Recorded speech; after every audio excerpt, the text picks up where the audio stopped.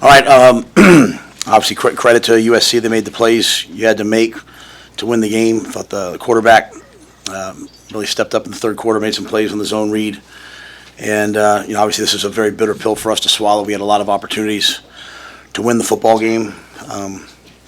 And really the third quarter, a couple drives there that were just, kind of put us out of whack, and then never really were able to get back in rhythm offensively to make the plays you have to make to win the game. And so, Dylan wanted to go. It didn't seem like he probably would be able to protect himself and could go. Obviously, Pritchard went down, a place we're pretty thin at already. So, we'll see how they are tomorrow. But that'll answer your questions. Coach, that 4th and 1, where you guys opted to kick the 52-yard field goal, what led you to want to kick there versus go for the 4th down that you guys were originally lined up for? Yeah,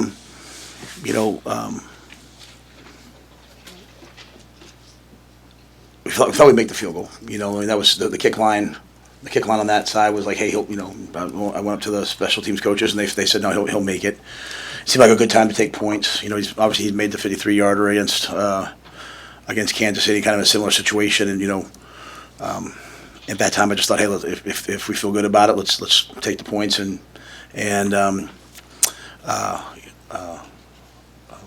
unfortunately it didn't work out. So, we had planned to get up there and try to utilize cadence to try to get them to jump off sides, and obviously it didn't work. You saw him at the end. Game came down to the end. We tried to do a zone read play there at the end, and on the 4th and 1, and unfortunately Emmett got tripped up. So just felt like with kind of the way things were going, take the points, and unfortunately we missed the kick. When it came to Dylan, who made the decision that he was going to go back in? Did he say he wanted to go back in? He did. Dylan wanted to play. From a medical perspective, they were like, he can't run. He said, "Hey, I can move around. I just can't run." I just didn't see the respectable thing to do to put a guy out there who can't run. So, I think TJ has a bright future. He's going to do a lot of good things. And I thought, maybe some of the.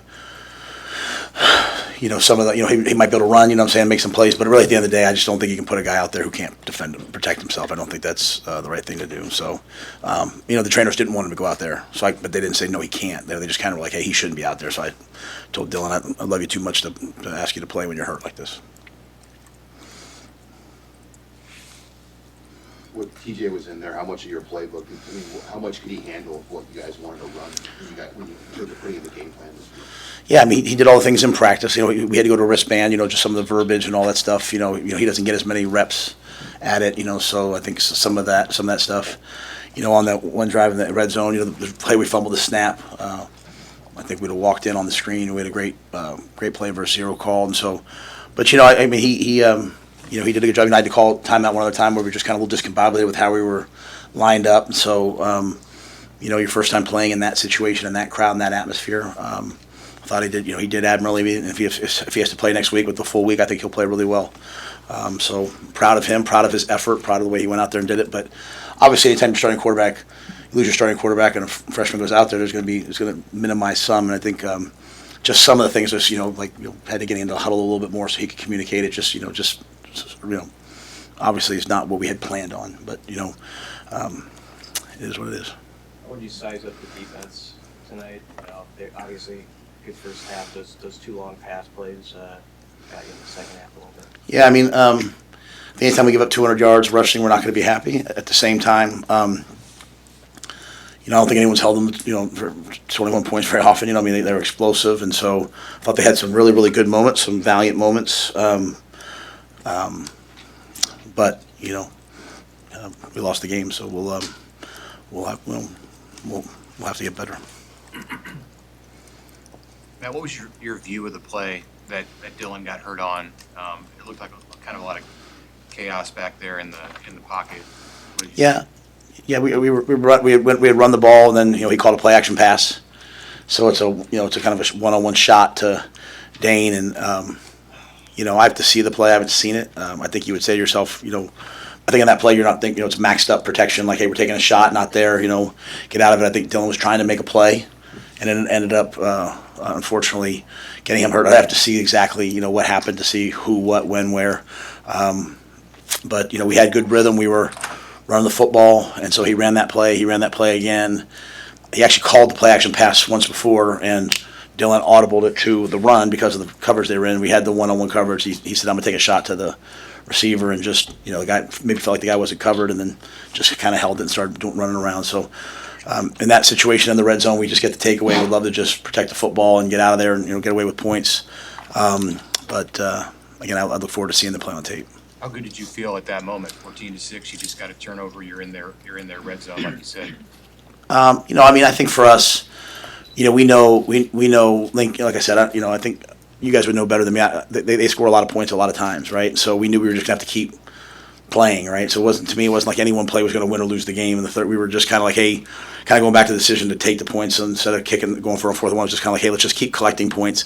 I felt like it was just going to be a battle to the very end, and so you know, we punted the ball. We get that takeaway by Marshall. Obviously, it was a great play, a great adjustment by him, and then you know, we have the turnover, but you know, you're just going to keep battling back and forth, and try to make more plays. You know, at the end of the game to win the game, and you know, they ran the flea flicker that, you know, obviously flipped the field on us, and then got the pass interference call to put the ball down in there tight.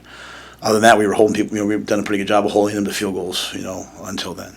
Do you guys have a flip the field play that you considered there, even though TJ was in the game, with knowing that it was probably going to be hard for him to do all the things Dylan was? Yeah, I think we threw, you know, I don't know the exact amounts. We threw a couple balls down the field, like the same kind of plays to Isaiah and some different guys. I mean, at the end of the day, like, you know, we were right there with them. Twice they made contested catches and made good plays, and so you know, our DBs made a lot of plays on the ball early in the game. They made a couple plays at the end. But, you know, we did put a couple shots up there for TJ and to those guys. And then, you know, a lot of things were just read out, right? Like it's a shot to a check down. And, you know, we called a double move to Ja'Cory, similar to the one we ran against Michigan State, and TJ scrambled on it. So, you know, I think we called some of them. It just, you know, might not seem like that when you're kind of watching it. You kind of expect them to run Maiava that much and that way that they did. They ran. Yeah, you know, we knew the way we were playing them early on that they were going to, you know, we were chasing the counter. We knew they were going to do that. There's always a player for the quarterback. A couple times the player was there and Maiava made the play. So, you know, at the end of the day on defense, you have to get off blocks and tackle and make plays, and he made some nice plays. John made the adjustment after that to kind of, hey, we're going to play the quarterback more. And, you know, that led to like that at the end. We had a nice play where we got the quarterback for a loss. But yeah, that's part of their offense, right? They'll run the quarterback when you chase the counters, and there's really nothing there. You know, obviously the nice trick play they ran. There's really nothing there that was surprising, or, you know, it was just kind of what they do.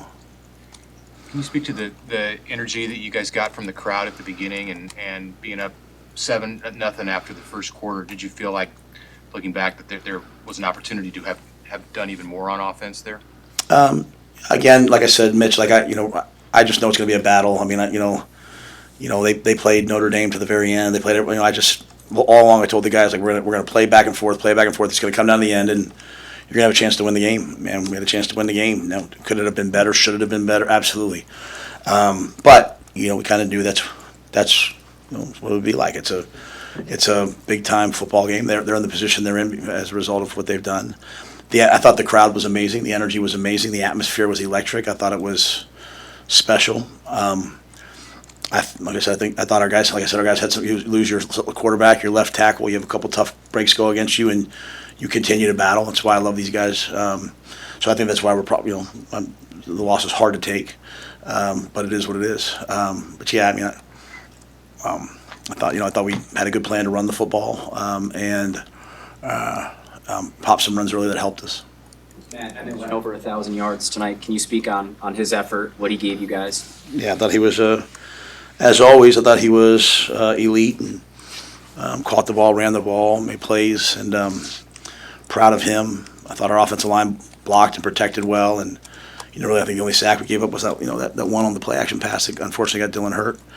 Maybe there was another one you guys will know, but no, Emmett just continues to compete and fight and scratch and claw, and you know, unfortunately, we weren't able to get the win for him. It looked like he was trying to go. When did you guys call it for him? Who's that? I don't. Once he was hurt, they never came to me and said, "Hey, he's up." So I didn't have much. I knew, you know, he's had a history with that ankle, and you know, he was in a lot of pain on the field. So when I walked off the field, I was like, I didn't think he'd be able to go. All right, thank you, guys.